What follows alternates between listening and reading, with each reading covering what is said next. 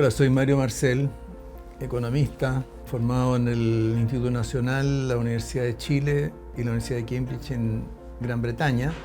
Tengo 66 años, soy padre de 4 hijos, tengo 2 nietos. He pasado una parte importante de mi carrera fuera de Chile, pero quiero mucho a este país, al que he tratado de servir desde distintos lugares, pero siempre ligado a la economía.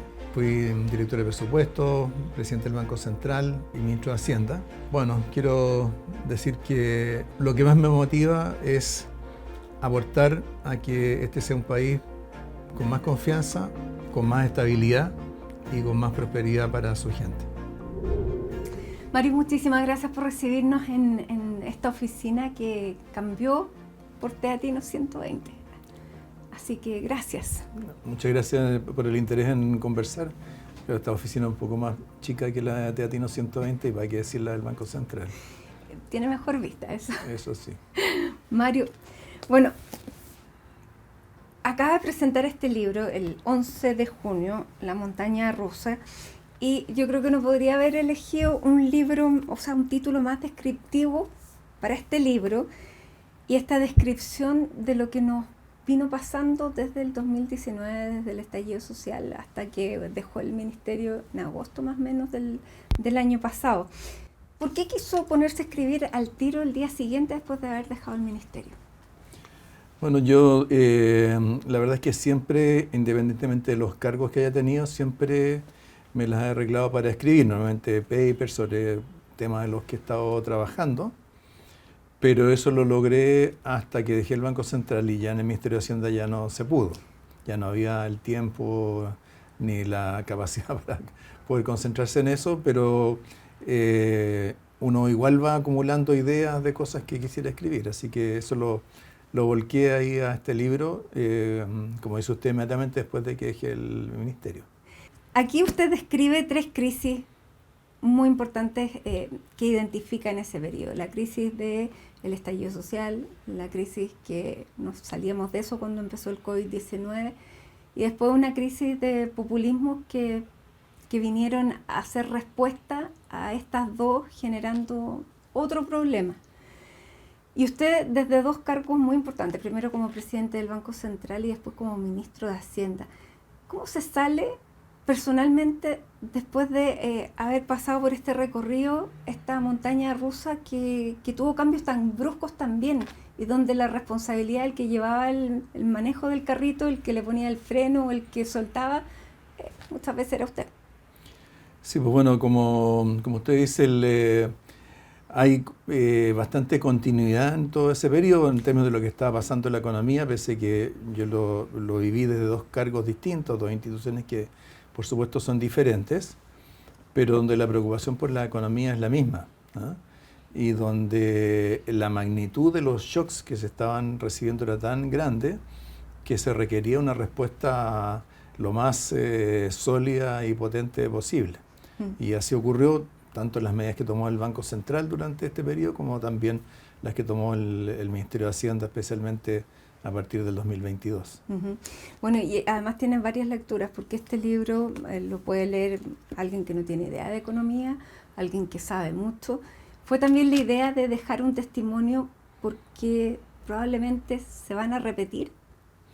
Bueno, las crisis, desgraciadamente, las crisis económicas ocurren con cierta frecuencia, de hecho uno podría decir cada vez con mayor frecuencia, porque pensemos que lo anterior al COVID-19, bueno, fue la crisis subprime del 2008-2009 y entre medio la crisis del euro en el 2012. Entonces hemos tenido mucha intensidad de crisis en estos últimos años y por lo tanto es bueno hacer un recuento de qué es lo que pasa en este caso en un episodio en particular para nosotros como país, para nosotros como economía y para entender cómo se respondió a esto, porque cierto, a veces lo que uno recuerda, a veces recuerda el contexto, por supuesto el estallido social para todo el mundo es algo que está grabado en su mente.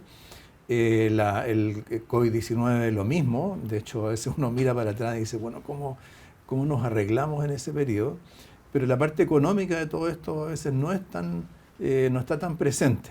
Y la verdad es que estos 3 shocks le infligieron un costo a la economía chilena importantes. Yo lo dimensiono, más o menos 25.000 millones de dólares, lo que nos costó tener actividad por debajo de lo que habría sido la tendencia por la que habríamos seguido si no hubiera habido estos shocks. Y como usted dice, o sea, son hitos que probablemente uno marque en la historia personal y lo recuerde, el minuto donde estaba, qué es lo que estaba haciendo. Claro, bueno, yo estaba en la reunión anual del Fondo Monetario del Banco Mundial en Washington. Tenía esa tarde, creo que eran, no sé, como a las 3 de la tarde, tenía una reunión con el equipo del Fondo Monetario que sigue a Chile.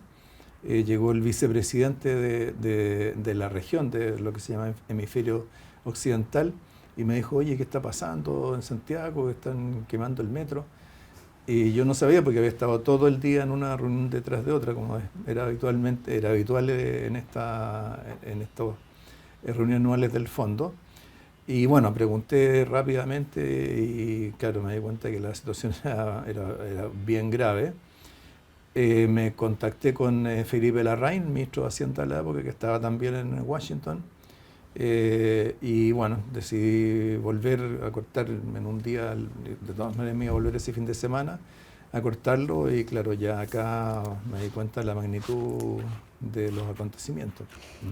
Y usted, bueno, cuenta que se tuvo que hacer cargo de tomar decisiones rápidas, por cierto, de temas tan pedestres como conseguir que hubiera efectivo en los cajeros automáticos, que uno no piensa en esas cosas, que el Banco Central también tiene que estar preocupado, que no salieran los dólares, que no hubiera una corrida bancaria, que después no se produjera efecto corralito, y con un presidente además que la economía para él era un punto central.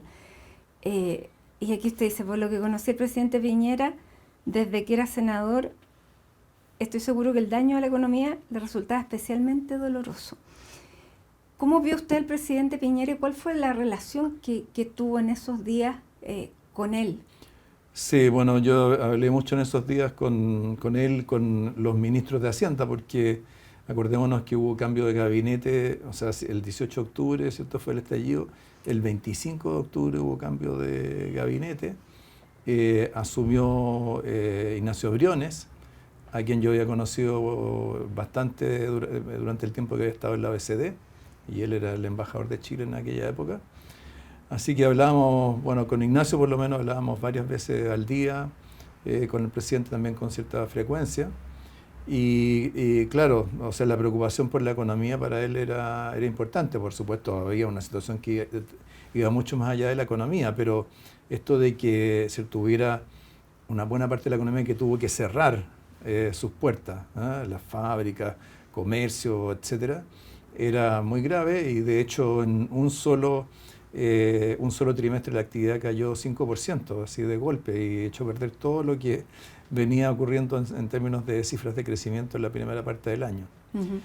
El presidente, yo me acuerdo, bueno, está ahí mencionado, lo llamé cuando decidimos las medidas que íbamos a tomar como Banco Central para avisarle, y en esto que era como muy propio del presidente Piñera, él empezó a darme consejos de qué es lo que teníamos que hacer. Nosotros ya más o menos habíamos decidido todo, pero él rápidamente tomó, ¿cierto?, la idea y dijo, bueno, pero preocúpense de esto, lo otro, en fin. Pero sé que además para él, cuando ya hubo que actualizar proyecciones económicas, ya se veían cifras bien malas, se resistía bastante a asumir esa realidad. Pero bueno, fue una realidad que se impuso por su propio peso. Ese es el minuto en el que el presidente Piñera termina de perder el poder, porque luego no lo pudo recuperar nunca, ni con su coalición, tampoco pudo erigirse menos frente a la oposición, se produjo este parlamentarismo de facto.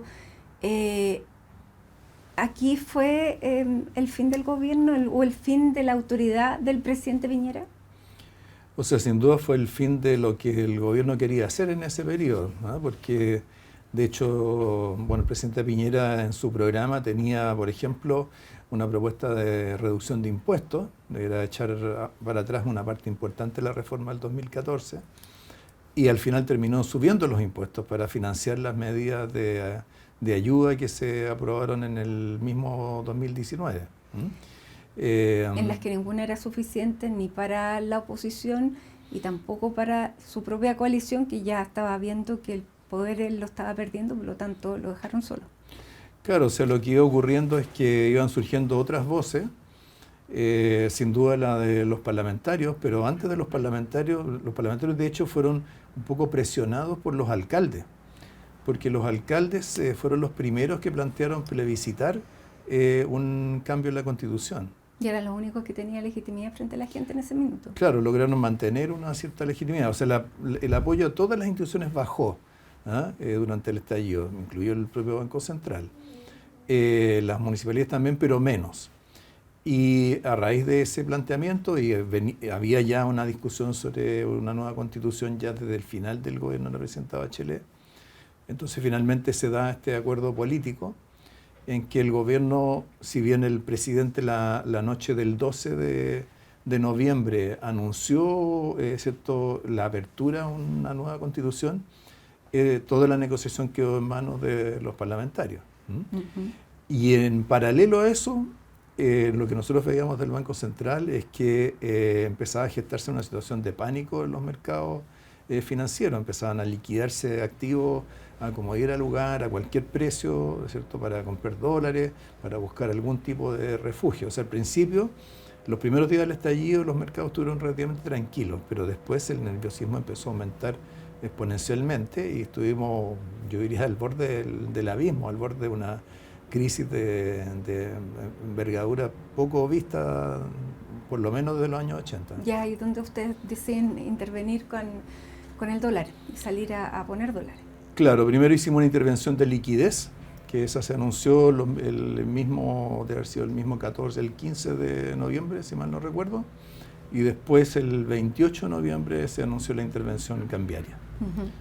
Y eso era necesario porque en esa búsqueda de moneda extranjera, si no interveníamos en el mercado cambiario, también, ¿cierto?, la situación podía irse de las manos muy fácilmente. El Banco Central físicamente nunca recibió un ataque. No, nunca. Yo de ¿Tuvo hecho temores en algún momento? Sí, por supuesto, porque era una institución visible. Alguna vez vi en un muro un rayado que decía Banco Central no autónomo, pero lo vi una sola vez en el centro de Santiago, ¿no? Pero bueno, estando ahí mismo en la Plaza de la Constitución, siendo una institución, en fin, autónoma, donde quienes estaban en el Consejo eran personas, entre comillas, de la élite, por supuesto que había ahí un riesgo. ¿Estaban fuera del radar de la gente? Sí, claro, en ese momento eran otros los temas que se reclamaban. De hecho, bueno, un reclamo que era muy común, que estuvo muy en la boca de los manifestantes, fue el tema del costo de la vida. Y a nosotros del Banco Central nos llamó la atención porque en esa época la inflación estaba como en 2%.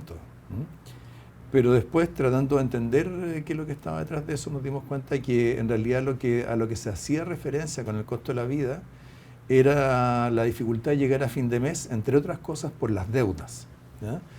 Porque los años previos habían sido un periodo de aumento importante del endeudamiento, o sea, la economía desaceleró de manera significativa desde el 2012 en adelante, pero la ciudadanía, la gente trató de mantener sus niveles de consumo sobre la base de endeudamiento y la deuda aumentó mucho durante ese periodo. Por eso además que los retiros encontraron un eco tan grande en la población. Claro, bueno, el primer retiro hubo una parte importante de esos fondos que fueron a pagar deudas. Pero ya después el segundo y tercero ya fue puro consumo, pero el primero sí, el tema de las deudas pesaba bastante. Usted ya al final del libro hace una reflexión, pero la quiero sacar ahora. Dice, el fin de una crisis no se produce cuando una actividad retorna a un nivel anterior, sino cuando han cesado de operar las fuerzas que lo provocaron. Pensando en el estallido, las fuerzas que lo provocaron, ¿las terminamos de resolver? Yo creo que no, lo cual no quiere decir que uno esté anticipando un estallido, Pero sí, bueno, yo ahí en el libro hago referencia a un estudio que yo había escrito años antes, en términos de que el tema de la desigualdad o la insatisfacción con la economía no es necesariamente el producto de una fotografía, ¿ah? Con los números que uno tiene, ¿cierto? El índice de Gini, tasas de crecimiento, tasas el aumento del IPC, sino que es una cuestión más bien dinámica, ¿ya? Donde la gente lo que va haciendo es comparar lo que le ocurre con las expectativas que tenía o lo que ve que le está pasando a otros. Y bueno, en ese periodo, entre los 2000, digamos, buena parte de la década del 2010, fue un periodo en que se fueron levantando muchas expectativas, mucha gente salió de la pobreza, creció mucho la clase media en Chile.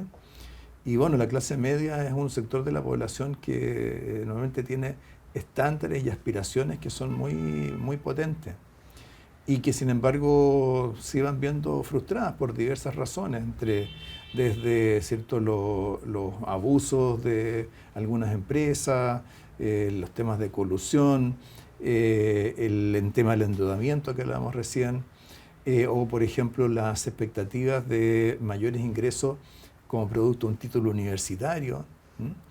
Entonces, claro, todo ese contraste entre las expectativas que se habían ido generando y lo que finalmente ocurría, probablemente eso fue parte de lo que contribuyó a la insatisfacción que está detrás de los sentimientos que se expresaron en el estallido. Y si bien usted dice, nadie está viendo ahora buscar razones para un estallido, hoy hay una sensación entre las personas de que efectivamente la situación económica propia y la del país está en un nivel muy bajo. Hoy la gente siente que el país quedó en la ruina, y que su expectativa económica es mala y que la respuesta del gobierno es advertir de que la situación será aún peor. El presidente hace un tiempo dijo, se vienen tiempos muy difíciles.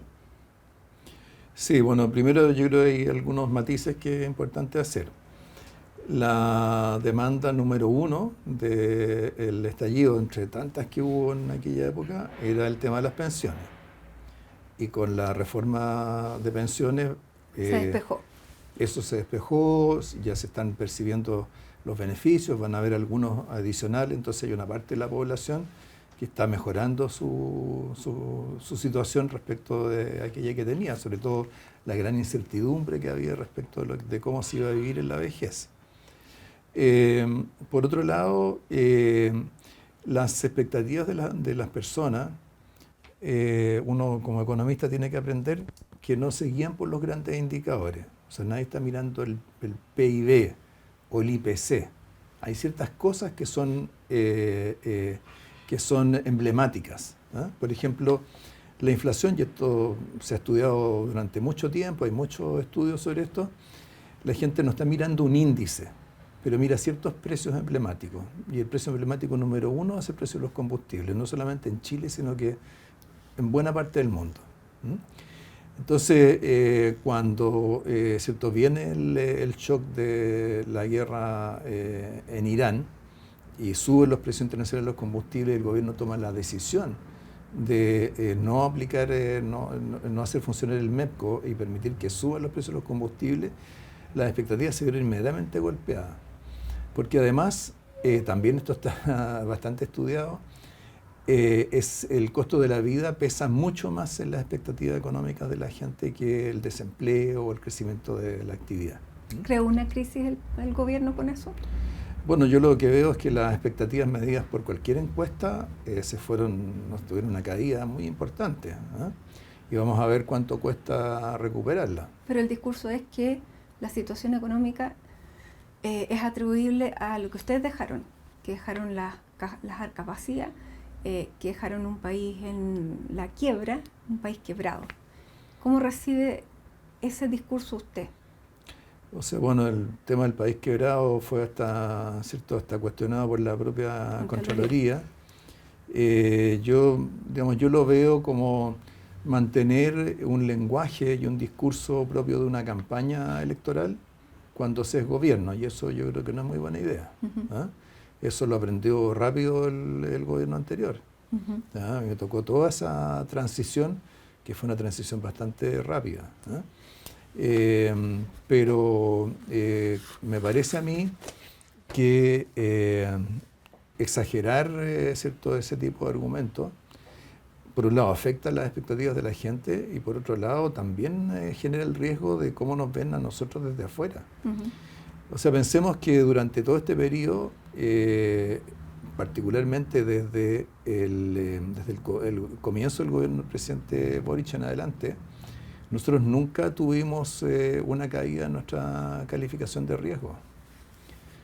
Pese a todo lo que se discutía, lo que se debatía, la situación fiscal, si crecíamos muy poco, si estábamos estancados, pero quienes miraban la economía chilena desde afuera y sobre todo quienes podían compararlo con lo que estaba pasando en otras partes del mundo, seguían manteniendo una visión, seguían manteniendo bastante serenidad, por así decirlo, mirando la economía chilena. Pero cuando ya eso empieza a ser un discurso de las autoridades nuevas, por supuesto que hay ahí un riesgo, ¿no? Y yo creo que es un riesgo que tiene sus costos, porque al final lo que está detrás o las implicancias que tiene, ¿cierto?, un deterioro de la confianza en la economía chilena es condiciones financieras más estrechas, mayores tasas de interés. Eso a su vez afecta el costo del crédito, afecta la inversión y por lo tanto las cosas que se están tratando de hacer, que es para impulsar el crecimiento futuro, se pueden ver debilitadas por esa vía. Dicho eso, no quiero volver a la coyuntura porque me quiero centrar también en lo que está aquí, que es súper valioso para entender a Mario Marcel, que lo trataron que usted era devoto de la Virgen del Puño, porque se oponía a los retiros. Usted, bueno, además, después de esta crisis del estallido social, viene la pandemia, que la pandemia fue un golpe para todo el mundo, pero nosotros teníamos el añadido en la mochila anterior del estallido. Pese a todo eso, al final del gobierno del presidente Piñera, él lo llama y le pide que se quede como presidente del Banco Central. ¿Cómo vivió ese momento? Sí, bueno, fue, por qué no decirlo, fue emocionante sentir que había un presidente de un sector político distinto de aquel de donde yo provengo, que estuvo dispuesto a hacer ese gesto, a tomar esa decisión, en buena medida por lo que había, ¿cierto?, por lo que había ocurrido durante los años anteriores, en que, bueno, no solamente había habido una buena relación con el gobierno, sino que además habíamos cooperado mucho en medidas que eran para recuperar la economía, ¿no? Por ejemplo, el FOGAPE, estos créditos con esta garantía del Estado, pero financiados con liquidez que estaba entregando el Banco Central, fue algo que ayudó a la supervivencia de cientos de miles de pequeñas y medianas empresas, ¿eh? Entonces, en ese sentido, tuvimos una muy buena relación durante ese periodo, lo que uno esperaría de la relación entre un Banco Central y un gobierno, aun cuando el Banco Central sea autónomo, pero que en situaciones de emergencia, de crisis, tienen que ser capaces de entenderse entre sí. Bueno, y ahora, además fue ¿sí? digamos, la única voz en la que encontró eco frente a la oposición a los retiros. Sí, pues bueno, desde un comienzo, ¿cierto?, nosotros planteamos que el tema de los retiros era una mala idea, porque de partida no implicaba una ayuda, porque significaba que la gente usaba su propia plata, no es que alguien le estuviera haciendo una transferencia, y a su vez eso iba a generar inflación, iba a generar desequilibrio en la economía que después iba a haber que arreglar. Y en un principio se pensó que era campaña del terror, ¿cierto? Vinieron todas estas expresiones que usted citaba, ¿eh? Pero que con el correr del tiempo se constató que eran predicciones bastante aceptadas. Bueno, en esos años el diputado Boric también promovía los retiros y usted tuvo conversaciones con él como diputado en ese momento.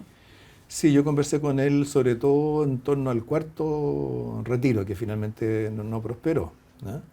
Y a esa altura, presidente en aquella época diputado, ya tenía bastantes dudas. Acordémonos que los retiros fueron impulsados no necesariamente por el Frente Amplio, sino que fueron más bien diputados de algunos sectores un poco o más extremos o menos alineados que lo impulsaron, pero claro, habían tenido los votos a favor del Frente Amplio y además buena parte, o sea, toda la oposición de la época. Y el oficialismo una parte también. Y también una parte del oficialismo. De hecho, cuando se dice que la izquierda apoyó los retiros no habrían sido posibles si no hubiera habido una parte importante de la derecha en el Parlamento que los votara a favor. Y bueno, cuando uno anticipa algo que va a venir, aunque sea malo, pero si es veraz en términos de lo que anticipa, al final los actores se terminan dando cuenta que hay un problema. Bueno, el presidente Piñera le pide que se quede y al mes usted recibe otra llamada del presidente electo, sí, Gabriel Boric, que pese a esa conversación anterior y que pese a que usted se oponía a los retiros que él estaba apoyando, le pide que se convierta en su ministro de Hacienda. Usted que era una persona que no pertenece, o sea, hay un titular que dice el senior entre los millennials, o sea, que no tenía mucha relación. Y ahí usted le dice, presidente, te agradezco mucho que me considere. Y alguna vez pensé que podía llegar a ministro de Hacienda y cuando no ocurrió fue una gran decepción. Y ahí usted desclasifica algo que mucha gente no sabía o no se recuerda, que para el primer gobierno de la presidenta Bachelet su nombre era el que sonaba y el que incluso los titulares sacaban como ministro de Hacienda.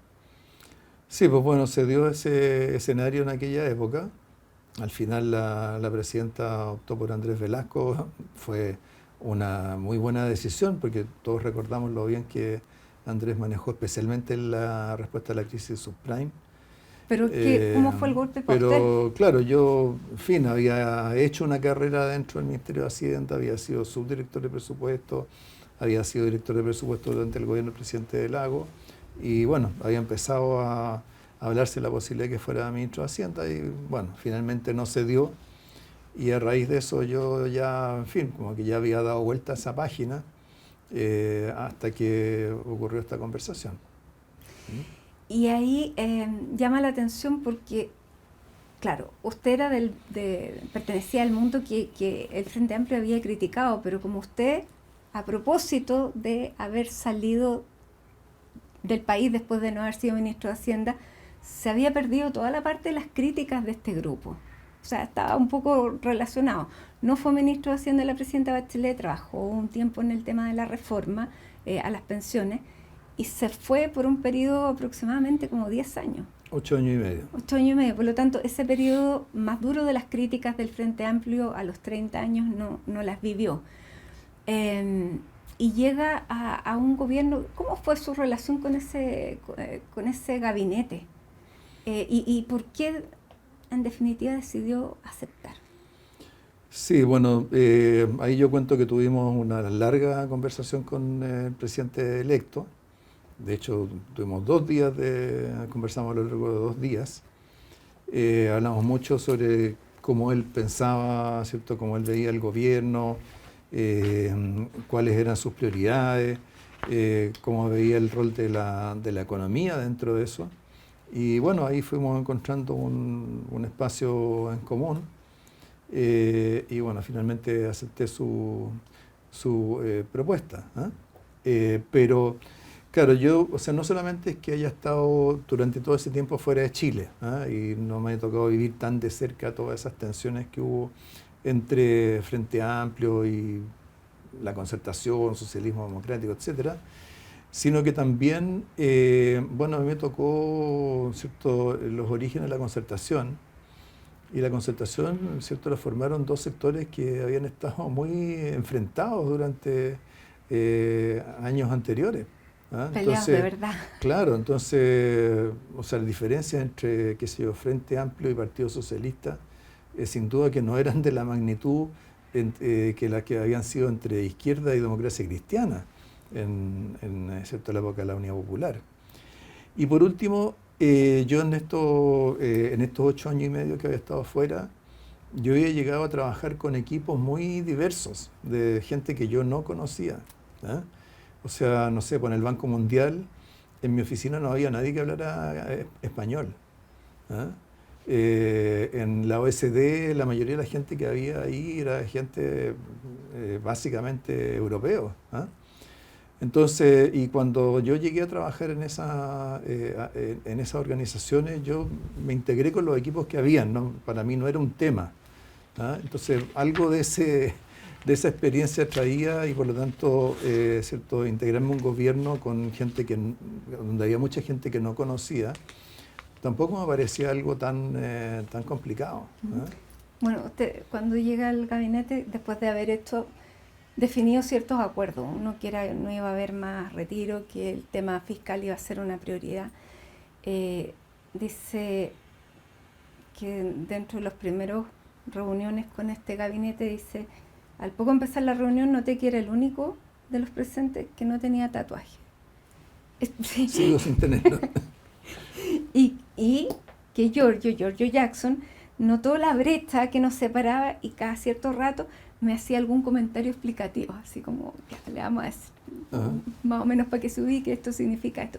¿Cómo se sintió en ese, sin tatuaje, con niños además que rondaban, alguien que llegaba con las mascotas? Sí, pues bueno, ahí, o sea, los que venían del Frente Amplio, que venían de ser dirigentes estudiantiles y parlamentarios, ellos hablaban de memoria, se entendían de memoria. ¿Eh? Entonces, había muchos códigos que yo no conocía. Necesitaba los subtítulos. Claro, y ahí Giorgio me soplaba, oye, esto, en fin, tal o cual cosa. Pero también, bueno, yo tan tímido no soy, entonces, bueno, rápidamente me metía en la discusión, preguntaba cosas, sugería otras, aun cuando no fueran temas propiamente económicos. Claro.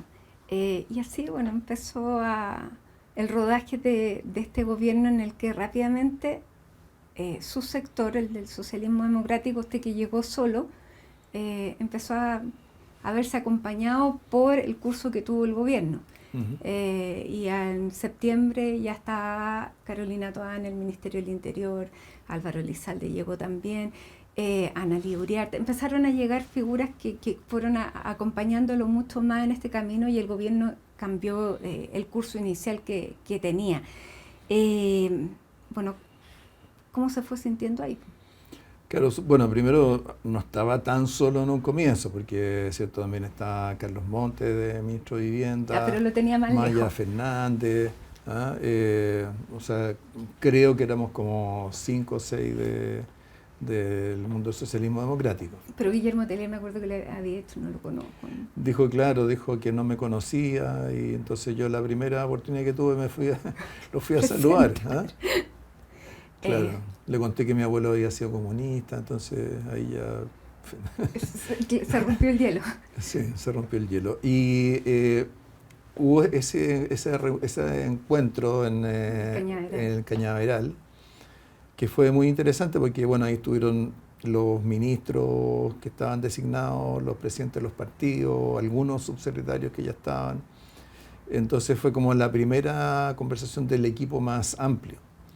Y ahí me ofrecieron la posibilidad de hablar y yo ahí dije que había un desequilibrio grande en la economía, que teníamos claro que eso había que resolverlo con prioridad y que eso iba a significar que en algunos trimestres iba a caer la actividad, pero que no había que asustarse porque eso iba a permitir estabilizar la economía para que luego, ¿cierto?, eso permitiera crecer y darle más seguridad a lo que iba a hacer el gobierno. O aplausos tímidos. Sí, o sea, como que no era un tema que estaba tan presente entre los que estaban ahí. Y bueno, después ya cuando viene, ¿cierto?, después del plebiscito de la Convención Constitucional, bueno, ahí ya cambia bastante la estructura del gobierno. El presidente fue muy rápido en tomar decisiones en ese momento. Y sobre todo eso yo diría que se reflejó muy rápidamente en el funcionamiento del comité político. Entonces pasó a ser mucho más dinámico, tomarse decisiones más rápidas. y donde el presidente siempre escuchaba mucho y al final él daba planteaba lo que él veía y las orientaciones de lo que se iba a hacer. Uh-huh. Bueno, y llega Carolina Toá, es de público conocimiento que se convirtieron en pareja, juntos son dinamita. Fue políticamente y personalmente una dupla poderosa. O sea, yo no sé si llamarle dupla, porque por supuesto había un grupo más amplio, que de hecho no era solamente del socialismo democrático. O sea, con Janet Jara, ¿cierto? También hicimos una dupla, sí. ¿Cierto? Que fue la que sacó adelante la reforma de pensiones. Y que venía del Partido Comunista, que no, lo había desconocido al principio ya. Claro, los aumentos del ingreso mínimo.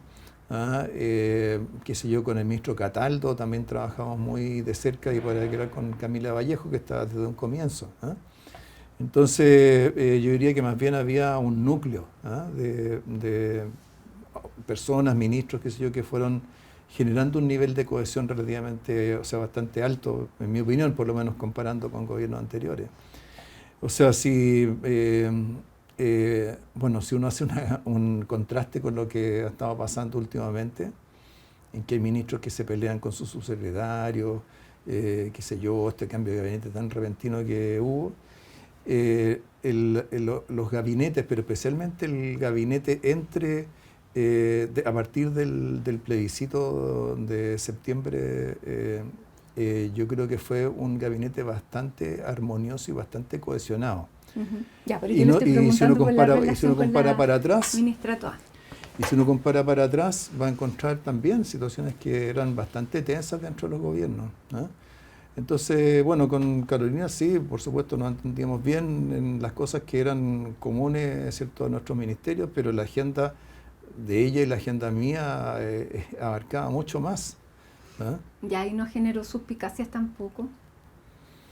No tenía por qué, porque, o sea, digamos, actuamos de la manera más profesional posible. Y lo que pasa es que cuando se habló en su momento de conflictos de interés y cosas por el estilo, es un término un poco extraño cuando hay personas que sus intereses son compartidos porque forman parte de un gabinete. Y en cuanto a la contención... Y tiene que haber confianza entre los ministros que integran un gabinete. Y en cuanto a la contención de dos figuras de primera línea y en un ambiente desgastador, donde ella está por el tema de la seguridad, a usted le rechazaron la reforma tributaria, o sea, tampoco fue tan agradable. Sí, pero a ver, yo creo que más que el tema de la contención, cuando uno está en este tipo de cargo, la adrenalina lo mantiene en un nivel en el cual en realidad es capaz de manejar situaciones muy complejas, que solo cuando deja los cargos o te hace algún tipo de pausa, ahí un poco en ese bajón se da cuenta de dónde estaba. Claro.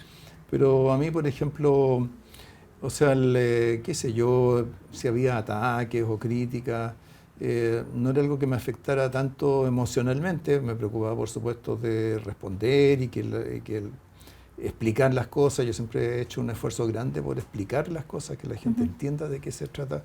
De hecho, está hecho aquí en este libro, hay muchos temas que están ahí desarrollados y explicados. Entonces eso, yo diría que a mí, por lo menos personalmente, eso es lo que más me ayudaba. También se dijo que por esa razón usted iba a dejar el gabinete, porque empezaba la campaña de Carolina a las primarias y que no era bueno que usted estuviera dentro del gabinete. Pero esa no fue una razón.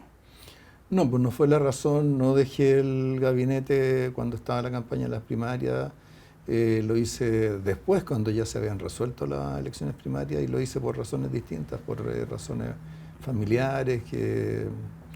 O sea, piense usted que yo llevaba 10 años seguidos en la primera línea de la economía, entre Banco Central y Ministerio de Hacienda llevaba 10 años.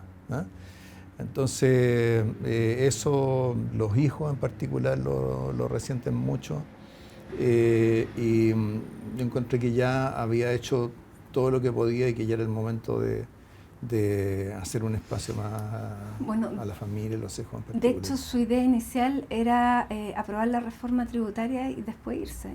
Y eso nunca ocurrió. No tanto como eso, no, no está dicho eso ahí en el libro en todo Pero caso. yo reporté.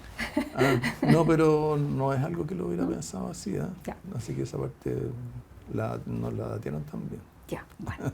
Pero la razón familiar usted lo explicitó en el minuto que se fue, en el minuto que se despidió de sus de las personas que lo acompañaron en el Ministerio de Hacienda, donde pese a que usted probablemente no sea el más afectuoso de las personas, como digamos visiblemente o expresivamente, pero la gente lo quiere mucho. Uh-huh. Y lloraron mucho, y en ese minuto usted dice, y también frente a su compañero de gabinete, los padres muchas veces nos consolamos con las horas que hemos dedicado a los hijos, hablamos de tiempo de calidad, pero la verdadera métrica que tiene que aplicarse es el tiempo que los hijos requirieron de uno. Y muchas veces eso nos deja en un déficit importante. ¿Ha podido saldar esa deuda? En parte porque es una deuda grande, ¿eh? Entonces, para poder recuperar eso que no se... que en fin, que hubo tantas limitaciones en su momento, eso no es fácil, ¿eh? Y requiere a veces años de recuperar, de conversar, de compartir mucho más, ¿eh? ¿Y con alguno de sus 4 hijos siente esa deuda más grande? O sea, la siento con todos, pero a quien más le afectó fue a mi hijo menor, porque, bueno, por ser más chico, ¿cierto? Las ausencias, qué sé yo, le pesaron más. ¿Y él se fue a vivir con usted? Sí. Y en ese momento, le vuelvo a repetir, ¿se han ido saldando esas deudas con él, por ejemplo, que es el más chico? Yo creo que todavía hay mucho por trabajar. ¿Se parece a usted? ¿En qué sentido? No sé, pues porque los papás muchas veces se ven en los hijos hombres retratados, reflejados, a veces son lo contrario. Sí, bueno, claro, es distinto la relación con los hijos hombres que con las hijas mujeres. Además, mis hijas mayores son gemelas y ya tienen más de 40. Así que hay una diferencia grande de edad y les tocó otra etapa, ¿eh? Claro, en los hijos hombres uno ve cosas que a uno le pasaron cuando tenía su edad, ¿eh? Entonces, pero claro, no sirve que uno les diga, oye, a mí me pasó lo mismo, porque sobre todo en la adolescencia eso no convence tanto, ¿eh? No. Y él está en esa etapa. Sí, en la adolescencia. Ya, difícil etapa. Sí, es una etapa compleja. Y con su hijo Jordi, tiene una relación también, bueno, Jordi es más grande y él hace otra cosa, él es audiovisual, vive en Barcelona, le salieron bien distintos los hijos. Sí, o sea, de partida ninguno le interesó la economía hasta ahora. Son más artistas que lo que yo he sido. Pero bueno, lo bonito es ver cuando ellos empiezan a hacer su vida, a tomar sus decisiones. Y en el caso de Jordi, bueno, él decidió irse a estudiar a Barcelona, se siguió allá después de haber terminado sus estudios. Y Barcelona para mí tiene un significado especial porque es de donde venía mi madre. Entonces es como un círculo que se cierra, que en fin tiene, no sé, es difícil describir los vínculos emocionales que hay detrás, pero para mí siempre Barcelona ha tenido ese peso. O sea, mi mamá se vino durante la Guerra Civil Española, se vino a Chile en el año 37, tenía 8 años. Ella recordó toda su vida los bombardeos, el racionamiento, en fin, o sea, es una memoria que, claro, para el común de los chilenos no existe, pero en mi familia sí la había. Uh-huh. y por lo tanto también había una vivencia de la migración un poco distinta de la que otros tienen, ¿no? Porque además ellos eran migrantes pobres, no eran gente de fortuna. Estábamos hablando de Cataluña, Mario, y quiero hacerle escuchar esto.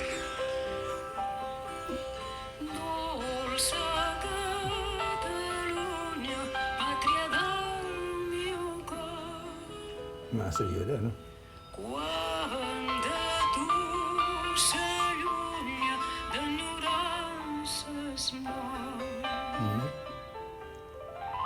¿Cuándo la escuchaban? Uy, desde que tengo memoria. Porque la familia de mi mamá se juntaba en la casa de mi abuelita, en Cerrillos. Los fines de semana, muchas veces mi hermana y yo nos quedamos allá.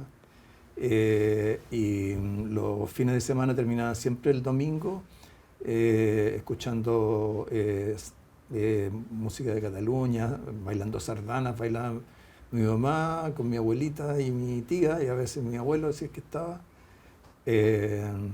Yo escuché catalán desde que tengo memoria.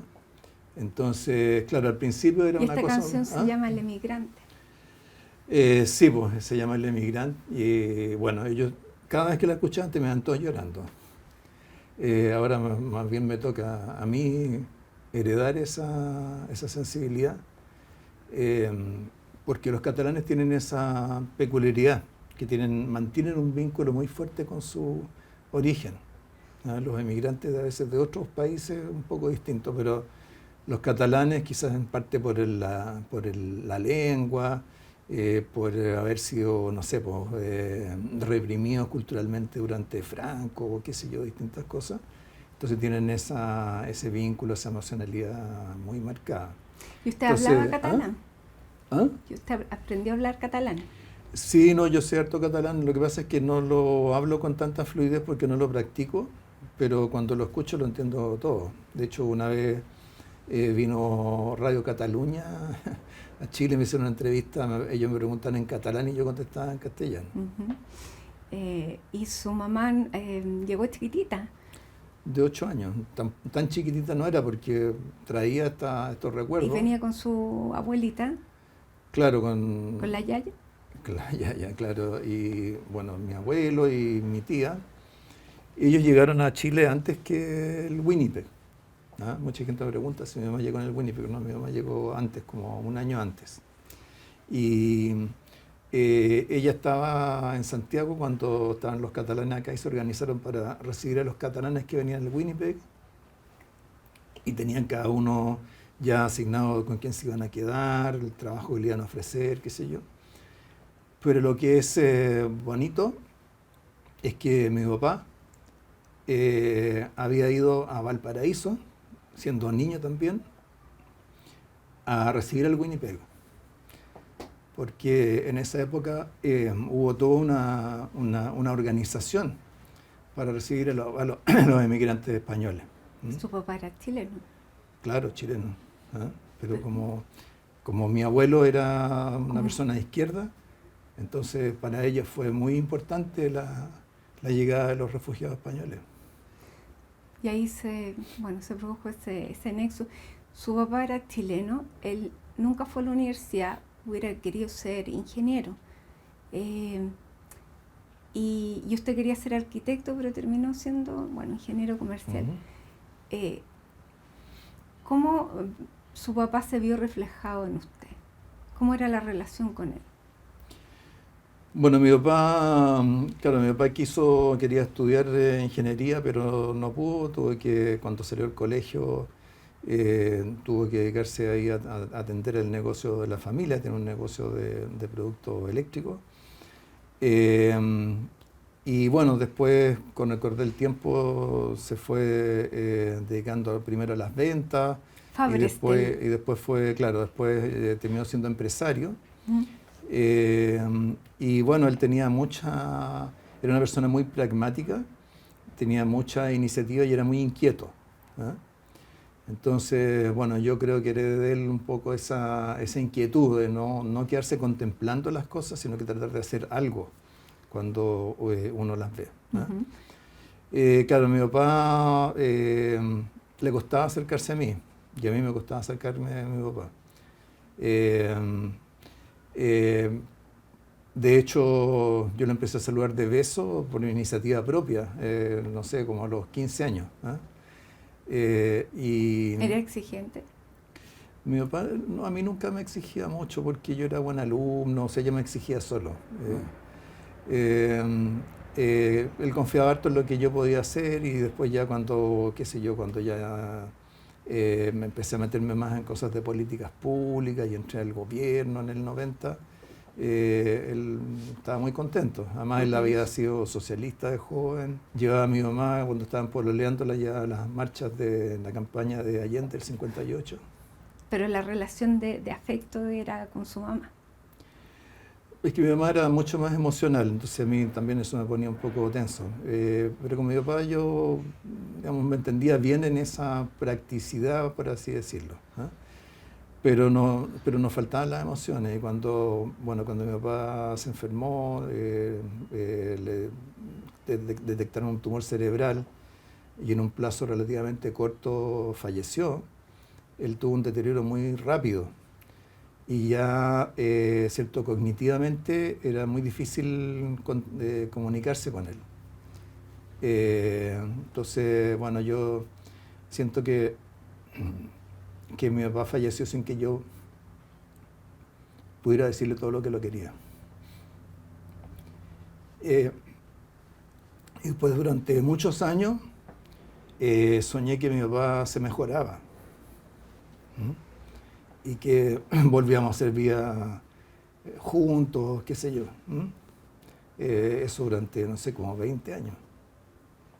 ¿Y usted se los dice a sus hijos? Sí. Sí, no, yo soy bien cariñoso con mi hijo. Y a su mamá nunca tuvo esa distancia. Era el regalón. Claro, era una relación bien distinta con mi mamá. Pues. Sí, me regaloneaba harto. Bueno, ya después de que murió mi papá, al poco tiempo, o sea, digamos, cuando ya como que fue completando el duelo más inmediato, hizo un viaje con mi hermana y tuvo un accidente vascular cuando venía en el avión de vuelta a Chile. Y eso, claro, la limitó un poco, no fue tan complicado, pero sí limitó un poco su vida, cambió bastante la forma de vivir, necesitaba más ayuda, qué sé yo, estar acompañada, en fin, cosas así. Uh-huh. Y yo, parte importante de ese tiempo, estuve fuera de Chile. En esto, ¿le dolió haber estado fuera en ese tiempo? Sí, sí, claro, o sea, me habría gustado compartir más y también siempre tengo un poco de culpa por toda la carga que recayó sobre mi hermana. ¿Ah?